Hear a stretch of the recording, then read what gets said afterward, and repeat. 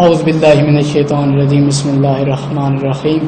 میں ناچیز محمد ابراہیم آپ کی خدمت میں حاضر ہوں.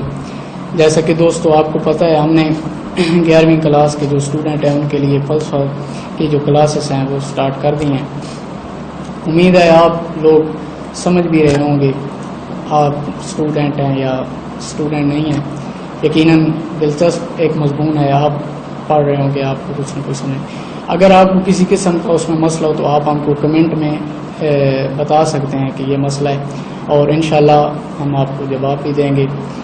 تو اگر آپ کمنٹ کریں گے تو اس سے ہمیں خوشی ہوگی, کیونکہ ہم اپنی بہتری اصلاح کرنے کی ہمیں موقع ملے گا. میں امید کرتا ہوں انشاءاللہ آپ ضرور کمنٹ بھی کریں گے.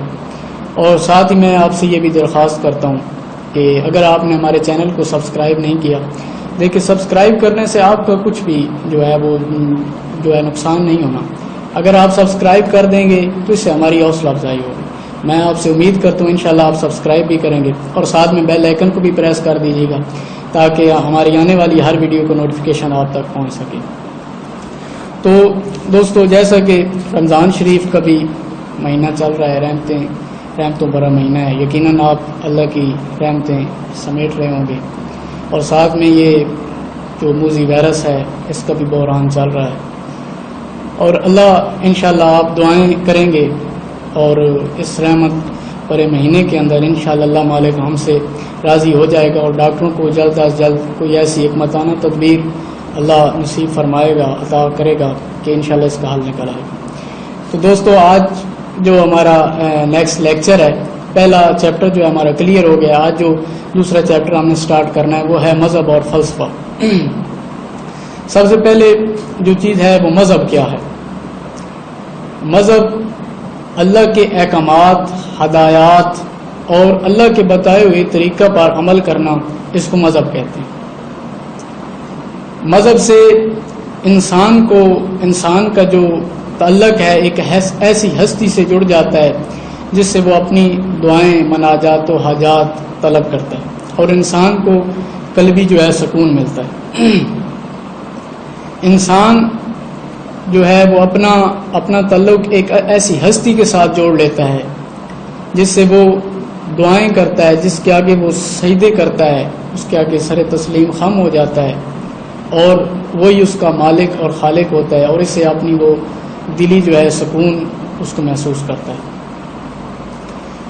مذہب کے اندر جو ہے خدا کا انسان اور کائنات کے ساتھ اور ماضی میں جو واقعات ہو چکے ہیں, اس کے علاوہ حال اور مستقبل کے اندر جو رشد و ہدایت ہے وہ حاصل کرنے کے لیے مذہب کے اندر جو ہے انسان جو ہے پڑھتا ہے اور سمجھتا ہے.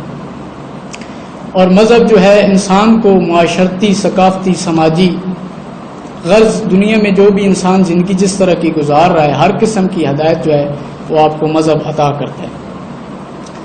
تو مذہب جس پہ آج ہم نے بحث کرنی ہے, مذہب کے متعلق مفکرین جو ہیں ان کی مختلف رائے ہے. جیسا کہ ایک نظریہ پایا جاتا ہے کہ مذہب جو ہے وہ خوف سے پیدا ہوتا ہے. جو مذہب کا نظریہ ہے وہ خوف سے پیدا ہوتا ہے. جیسا کہ آفاقی آفات جو ہیں, اس طرح زلزلے اور اس طرح کی جتنی بھی وبائی امراض ہیں, ان سے جب انسان ڈرتا ہے, انسان سوچتا ہے کہ کوئی ایسی ہستی ہے جو یقیناً بہت قوی و قادر ہے اور اس کی گرفت ہے. اور انسان کا تصور, کچھ مفکرین کا کہنا ہے کہ انسان کا جو ہے یہ مذہب کا جو مذہب کا نظریہ یہ یہاں سے شروع ہوتا ہے. کچھ جو مفکرین ہیں ان کا کہنا ہے کہ حیرت و تعجب سے جو ہے مذہب کی ابتدا ہوتی ہے. جیسا کہ انسان جب اونچے اونچے پہاڑوں کو دیکھتا ہے, اس طرح کی اور حیرت انگیز چیزوں کو دیکھتا ہے, آسمان کو دیکھتا ہے, زمین کی ہماریت, سمندر, دریا, مختلف چیزوں کو جب دیکھتا ہے تو انسان کے اندر ایک حیرت, ایک تعجب پیدا ہوتا ہے کہ کوئی ایسی ہستی ہے جو یہ سارا نظام چلا رہی ہے. انسان کا اس وقت ایک تصور جس کو مذہب کہتے ہیں پیدا ہوتا ہے. مذہب کے متعلقہ مختلف مفکرین نے, آج ہم نے ٹوٹلی جو لیکچر ہے ہمارا, اس کے اندر تقریباً ہم نے مختلف مفکرین کی جو ہیں وہ آپ کو یہ بتانا ہے کہ مختلف مفکرین نے مذہب کی تعریفیں کیا کی ہیں۔ ویسے جو جامع تعریف ہے اس کی مذہب کی وہ یہی ہے کہ انسان کا اللہ کے احکامات، ہدایات اور اللہ کے بتائے ہوئے طریقے پر عمل کرنا، اس کو مذہب کہتے ہیں۔ مذہب کے متعلقہ سب سے جو پہلے تعریف میں کرنے جا رہا ہوں وہ مشہور فلسفی کانٹ ہے۔ اس کے خیال میں ہر فریضہ کو خدائی حکم سمجھنا فرض مذہب ہے، یعنی آپ کوئی بھی جو افکام اور افعال کوئی عمل کرتے ہیں وہ ایک ذات کی خوشنودی اور رضا کے لیے کرتے ہیں، جس کو وہ کہتا ہے کہ وہ آپ کا مذہب ہے۔ اس طرح دوسرا ایک فلسفی ہے فریڈرک شیلر، اس کے خیال میں ہر انفرادی شے کو ایک عظیم کل کا جز سمجھنا اور ہر محدود شے کو ایک لامحدود کا نمائندہ قرار دینا، اس کو مذہب کہتے ہیں۔ یعنی ہر جزو جو ہے وہ ایک عظیم کل کا حصہ ہے، جیسا کہ آسمان، زمین، انسان، کائنات کے اندر جتنی بھی چیزیں ہیں سب ایک عظیم کل کا حصہ ہیں، جتنی بھی اشیاء ہیں وہ ایک عظیم کل کا حصہ ہیں، اور محدود کو لامحدود کا نمائندہ، یعنی یہ جو ٹوٹلی اس کا نظریہ ہے، یہ قرآن پاک کی آیت ہے ان اللہ علی کل شیء قدیر، بے شک اللہ ہر چیز پر قادر ہے، اس کی طرف یہ اشارہ ہے، اور یہ جو جتنی اس نے جو تعریف کی ہے یہ بالکل اس پر جو ہے یہ ثابت ہوتی ہے، اور یہ اس طرح ہی تعریف اس کی بنتی ہے کہ اللہ ہر چیز پر قادر ہے، یعنی ہر چیز اللہ کی تخلیق ہے اور اللہ کی بنائی ہوئی۔ اس طرح آگے ایک ماہر نفسیات ہے ہافڈنگ، اس کا خیال ہے مذہب اقدار کے ثبات کا نام ہے، یعنی قواعد و ضوابط کے مثبت ہونے کا جو نام ہے وہ ہے مذہب، یہ ہافڈنگ جو ہے اس کے مطابق ہے۔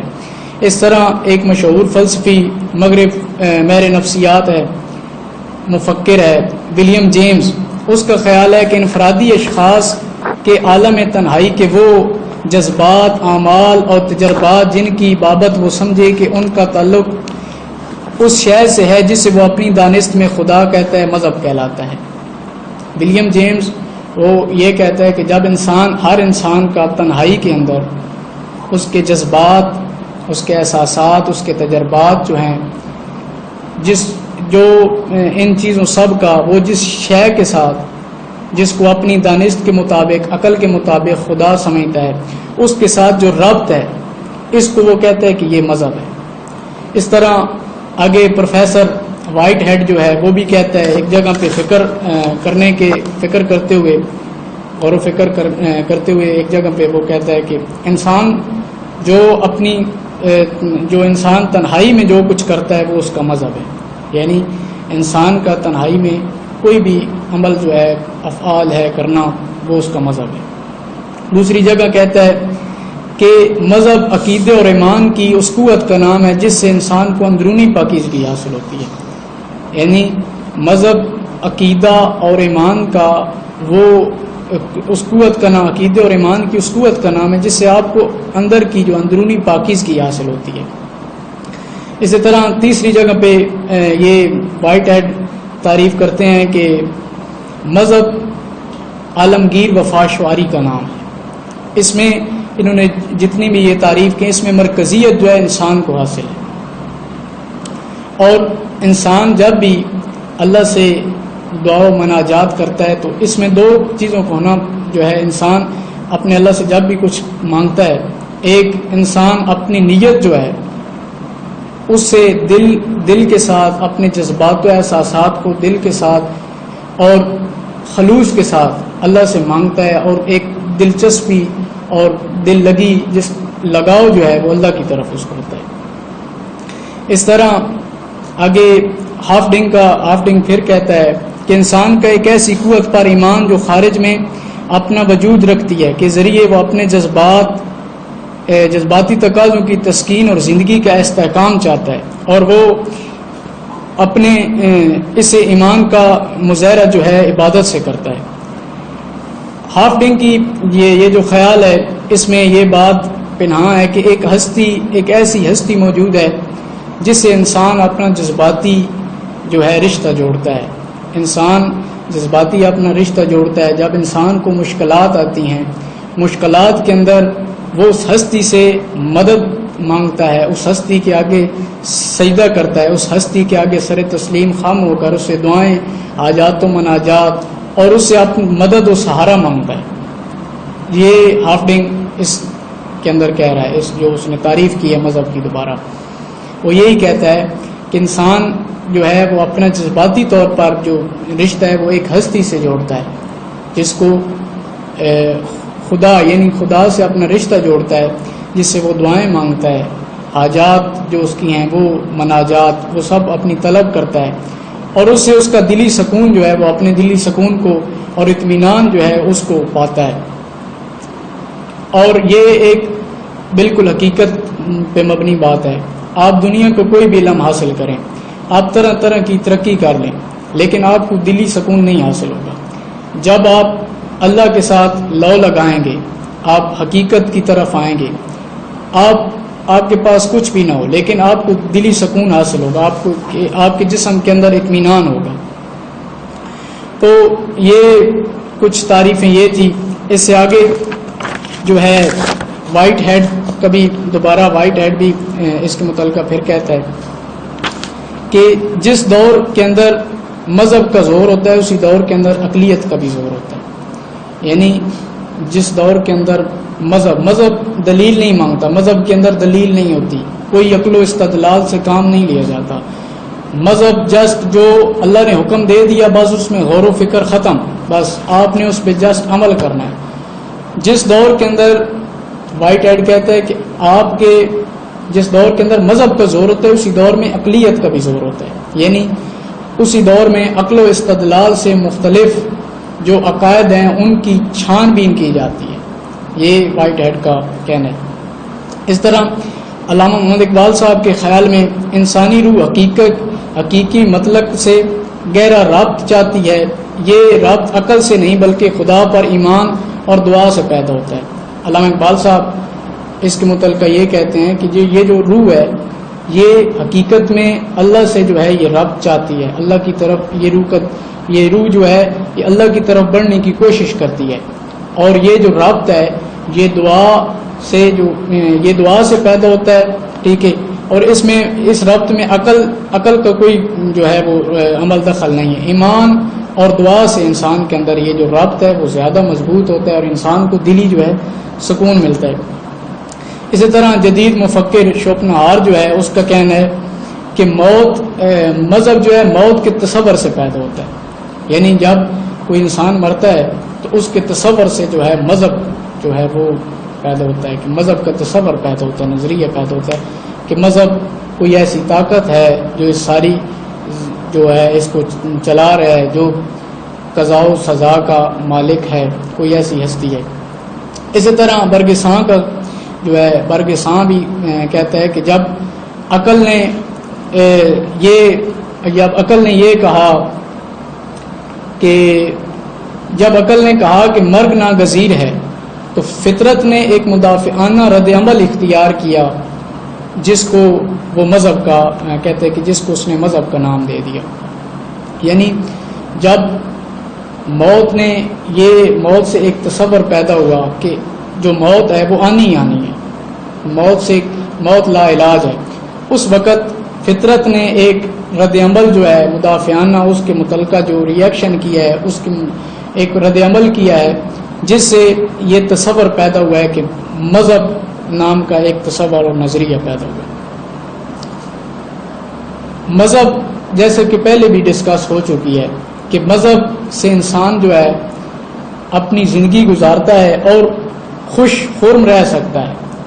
انسان اپنے جذبات و احساسات اب ایک حقیقی جو ہستی ہے اس کے ساتھ اس سے دعا و مناجات کے ذریعے اپنے آپ کو ایک خوشی اپنے آپ کے اندر محسوس کر سکتا ہے، اور وہ اللہ کے آگے سر تسلیم خم کر کے اللہ کو منانے کی کوشش کرتا ہے اور اللہ سے دعا و مناجات کرتا ہے اور اپنی جو حاجات ہیں وہ اسے اللہ سے طلب کرتا ہے. تو دوستوں آج کا ہمارا یہ لیکچر تھا مذہب کے اوپر، مذہب کی تعریف. اس میں ٹوٹلی جتنی بھی بحث تھی وہ مذہب کے اوپر تھی، مذہب کی تعریف کے متعلقہ. انشاءاللہ ہم جو نیکسٹ لیکچر ہے انشاءاللہ کل پڑھیں گے. تو میں امید کرتا ہوں اللہ مالک آپ کو اور مجھے اپنے حفظ و ایمان میں رکھے گا، اور انشاءاللہ ہم کل دوبارہ انشاءاللہ نیکسٹ لیکچر پڑھیں گے. اس سے پہلے جاتے جاتے میں آپ سے ایک گزارش کروں گا، جیسے ایز یوزول آپ سے پہلے بھی کئی دفعہ گزارش میں کر چکا ہوں. اگر آپ نے ہمارے چینل کو سبسکرائب نہیں کیا تو پلیز سبسکرائب کر لیں. سبسکرائب کرنے سے آپ کا کوئی نقصان نہیں ہے، بلکہ اس سے ہماری حوصلہ افزائی ہوگی.